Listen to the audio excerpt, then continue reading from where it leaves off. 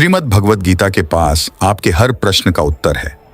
चाहे आपकी कोई भी परेशानी हो, कोई भी इच्छा हो, श्रीमद् भगवद गीता आपके हर प्रश्न का उत्तर देती है, आपकी हर समस्या का हल देती है।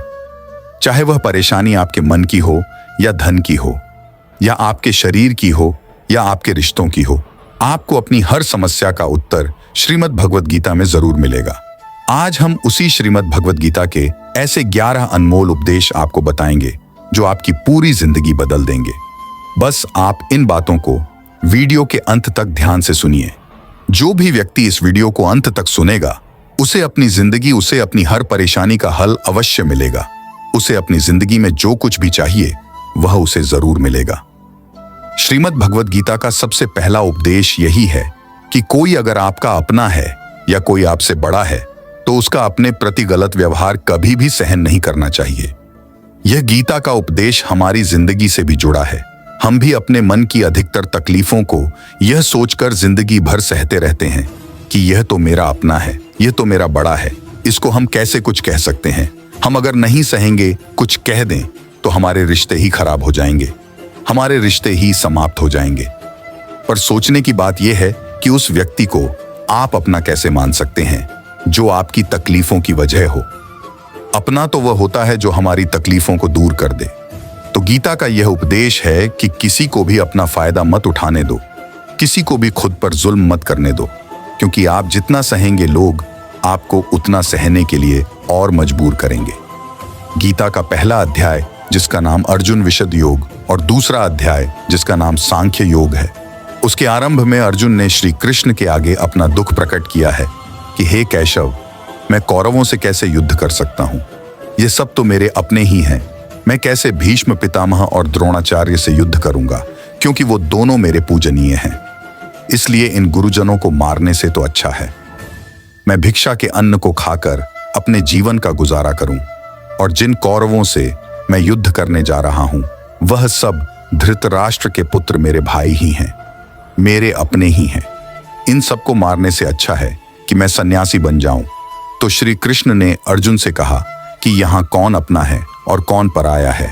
जो अधर्म करता है उसके साथ युद्ध करना तुझे मोक्ष और मुक्ति देगा। तू अपने इस मन के मोह को त्याग दे, नहीं तो सारा जग तेरी निंदा ही करेगा, तुझे डरपोक कहेगा। बात अपने पराये की नहीं है, बात धर्म और अधर्म की है, बात सही और गलत की है। अगर तू गलत को सहेगा, उसका अंत नहीं करेगा, तो गलत करने वाले को और बल मिलेगा, वह और भी गलत करेगा। इसीलिए मन के मोह को त्याग करके तू युद्ध कर। महाभारत की एक और कहानी भी है। जब अर्जुन के पुत्र अभिमन्यु की युद्ध में मृत्यु हो जाती है, तब अर्जुन बहुत दुखी होता है, रोने लगता है। वह श्री कृष्ण से कहने लगा कि मेरा पुत्र अभिमन्यु मर गया है, मैं यह दुख बिल्कुल भी सहन नहीं कर सकता, मैं भी अपने आप को समाप्त कर लूंगा।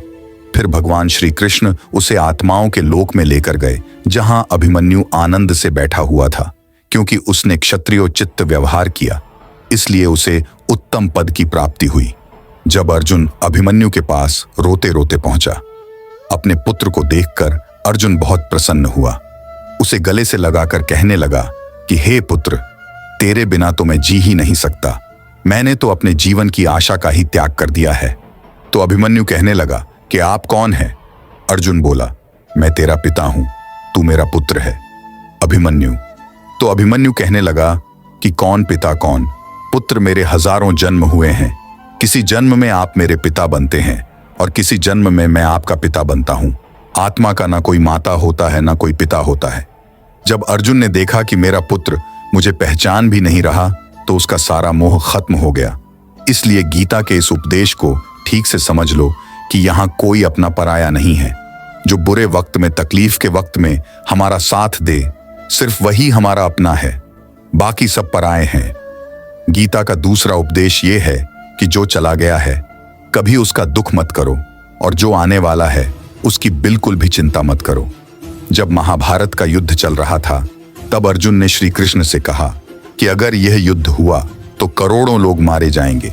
जो सैनिक और योद्धा इस युद्ध में मारे जाएंगे, उनकी स्त्रियों का क्या होगा? समाज कैसे आगे बढ़ेगा? और भी बहुत सी बातें अर्जुन ने विस्तार से कही हैं। तो भगवान श्री कृष्ण ने कहा, अशो नव शोच स्वम प्रज्ञा वादास भाष से गता सु अगत सोच नानु सोच पंडिता। श्री कृष्ण बोले, हे अर्जुन, तू बड़ी बड़ी ज्ञानियों जैसी बातें करता है, लेकिन जो सच में ज्ञानी होता है वह जो लोग मर चुके हैं, जा चुके हैं या एक दिन जाने वाले हैं, उनकी चिंता नहीं करता है, उनका दुख नहीं करता है।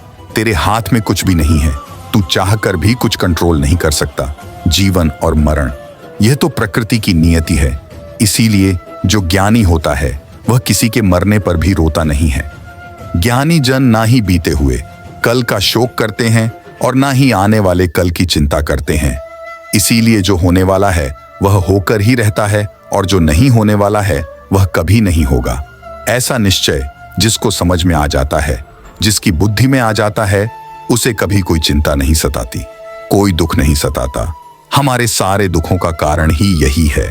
या तो हम जो वक्त गुजर चुका है उसे सोच सोच कर परेशान होते रहते हैं, या भविष्य की चिंता कर कर के खुद को बीमार कर देते हैं, नष्ट कर देते हैं। गीता का ज्ञान हमें यही सिखाता है कि ना तो हम बीता हुआ कल बदल सकते हैं और ना ही आने वाले कल पर कंट्रोल कर सकते हैं। हमारे हाथ में सिर्फ वर्तमान है, सिर्फ आज का ही पल है। हमारा अठन्नाई सर पर तनाव और चिंता।